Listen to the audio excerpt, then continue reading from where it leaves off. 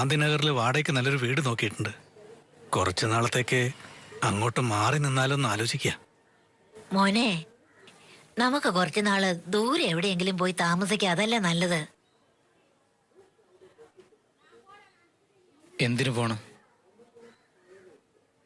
ഇതെന്റെ സ്ഥലമാ. ഇത് വിട്ട് എനിക്ക് പോകാൻ പറ്റില്ല.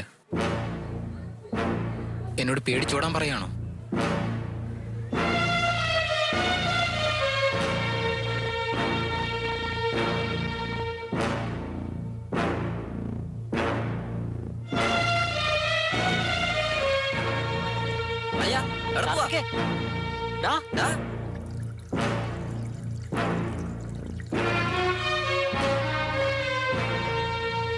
മോളെ, എന്താ അവിടെ നിന്ന് കളഞ്ഞേ? അകത്തേക്ക് വാ.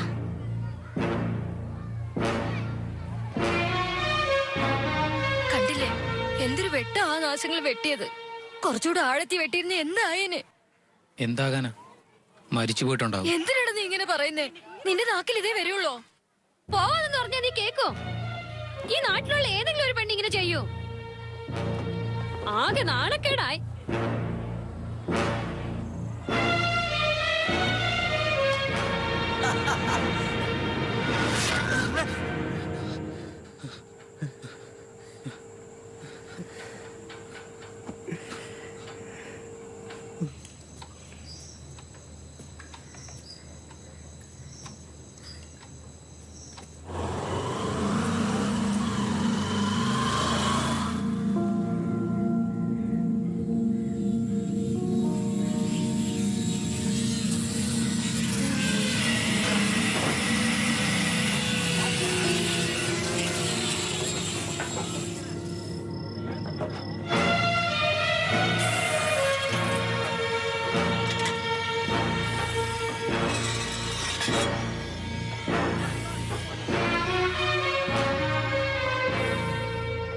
കാർത്തികേ, എന്തിനാ അതെടുത്തേ?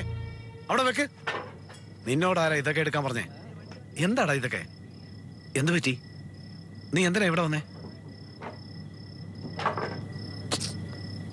എല്ലാം കരിഞ്ഞു അല്ലേ? അത് വിട്ടേക്ക്. നിനക്കറിയില്ല, എന്റെ ശരീരം പാതി തളർന്നിരിക്കുക. അനിൽ പോയ ശേഷം ഇല്ല കാർത്തിക്, എനിക്ക് പറ്റുന്നില്ല. ഒന്ന് കണ്ണടയ്ക്കാൻ പോലും എനിക്ക് പറ്റുന്നില്ല. വേണ്ടത് ചെയ്യണം ചേട്ടാ. വെറുതെ വിടരുത്. ചാവണം കാർത്തിക്, വിടില്ല ഞാൻ. ഞാൻ ചെയ്യാൻ ചേട്ടാ. എന്നെ സഹായിക്കണം. ഇനി ആരും അവിടെ മരിച്ചു വീഴാൻ പാടില്ല. അവനെ വിടാൻ പാടില്ല ചേട്ടാ. എന്റെ കണ്ണു മുന്നിൽ അവന് വിടില്ല ഞാൻ. അവനെ കൊന്നാലും എന്റെ ദേഷ്യം അടങ്ങത്തോളൂ ചേട്ടാ. നിനക്ക് എന്താ പറ്റിയത്? ഞങ്ങൾ മനസ്സമാധാനം ഇല്ലാതെ ജീവിക്കുന്നത്. നിനക്ക് നല്ല വിദ്യാഭ്യാസമുണ്ട്, ജോലിക്ക് പോടാ. എന്നിട്ട് അച്ഛനെ അമ്മയെ നോക്ക്. ദേഷ്യപ്പെടാതാടാ. എങ്ങനെ വെറുതെ ഇരിക്കാൻ പറയുന്ന ചേട്ടാ?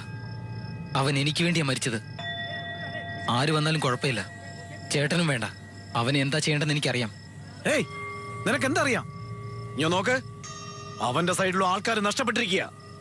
അവന്മാര് മൂങ്ങയെ പോലെ ഉണർന്നിരിക്കുക. ഞാൻ പറയുന്ന ഒന്ന് കേൾക്ക്, ഒന്ന് സമാധാനപ്പെട്. അനിലിന് നമ്മൾ ചെയ്യുന്ന കടമയത്.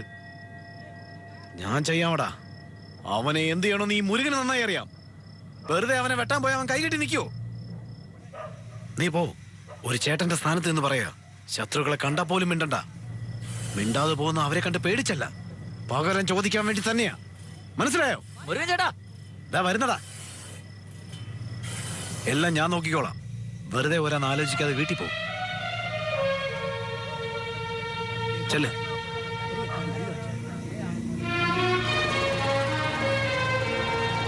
വരാൻ പറയടാ അവനോട്. കാണാമല്ല എന്ത് ചെയ്യുമെന്ന്. എന്ത് ചെയ്യാനാ? വരട്ടവൻ. എന്താടാ എടാ പറയാൻ? എന്താണ് അവൻ ചെയ്യുന്നത്? പറ നീ. ഇവിടെ വന്ന് എന്നെ അടിക്കാൻ അവൻ വളർന്നോ? അടിയടാവനെ. വാടാ. കൊല്ലടാ. അവനെ കൊല്ലണം. എട്ടി കൊല്ലവനെ. ചേട്ടാ കേറ്, വണ്ടിയിലോട്ട് കയറ, വണ്ടിയിലോട്ട് കയറ. അവനെ വെച്ചങ്ങനെ വെട്ടി കൊല്ലണം. കേറി ചേട്ടാ, കേറ്.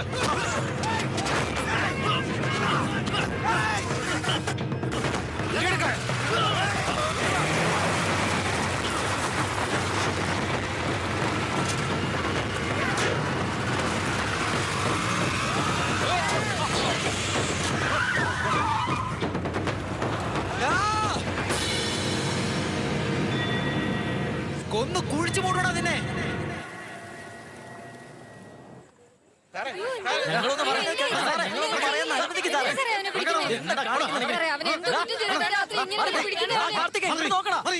അങ്ങോട്ട് ചെന്ന് നോക്കടാ, നേരം വെളുത്ത് ആരാടാ കൈവച്ചത്? ആരാടാ അവൻ? ആരുടെ ദേഹത്താടാ കൈവെക്കുന്നത്? കൈയോടെ നോക്കടാ. ചോദിക്കാനും എന്താ സാറേ, ഷോ കാണിക്കാൻ വേണ്ടി വന്നോ? ഇല്ലാഞ്ഞിട്ടല്ലേ വാ ചേട്ടാ, അച്ഛന്റെ ദേഹത്ത് കൈവച്ചേക്കുന്നു. എന്ത്? ഇവന്റെ അച്ഛൻ അടിച്ചെന്നു? പറ്റുമെങ്കിൽ ഇപ്പൊ ഒന്ന് കൈവെക്ക്. ഞങ്ങളെ കുറിച്ച് എന്താ നീ കരുതിയേ? ദേ നോക്ക്, വേണ്ട, പോലീസുകാരനാണെന്ന് നോക്കില്ല. ചേട്ടാ വരുന്ന വഴി ഇവൻ കണ്ണനെ തീർക്കാൻ നോക്കി ചേട്ടാ. ആ കണ്ടിട്ട് എന്നാ ചരിച്ച്? അവൻ എത്ര രൂപ തന്നു? അതിനേക്കാൾ കൂടുതൽ ഞാൻ തരട്ടെ?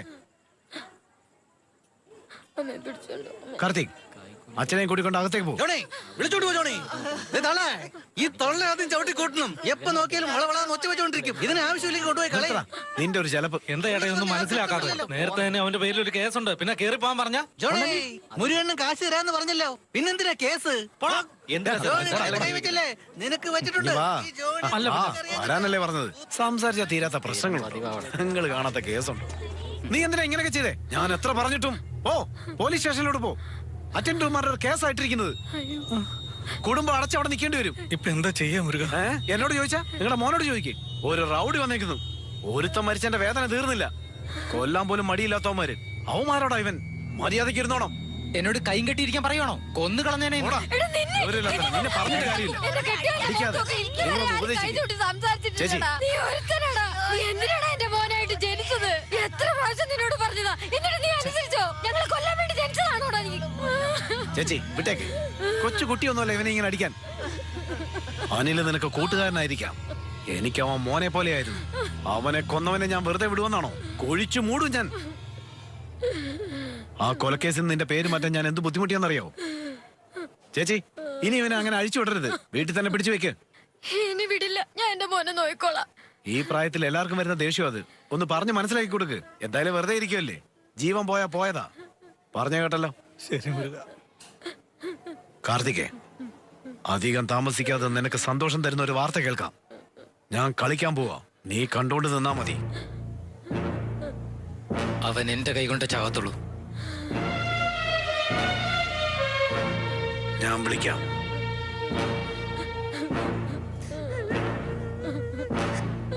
അടങ്ങിയിരിക്കാമേ. ജീവിതം തുടങ്ങിക്കഴിഞ്ഞാ മേരി വിധവയായത്.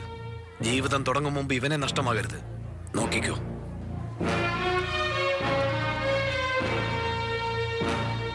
അവൻ എന്നോട് പോലും നേരെ ചൊവ്വേ സംസാരിക്കുന്നില്ല. നിന്നെ കാണുമ്പോഴവന് കുറച്ചെങ്കിലും സന്തോഷമുള്ളത്. എന്റെ മോനെ വിട്ട് നീ എങ്ങും പോരുത് മോളെ. അമ്മയുടെ മകൻ ജീവനോട് വന്നത് തന്നെ എനിക്ക് വേണ്ടിയാ.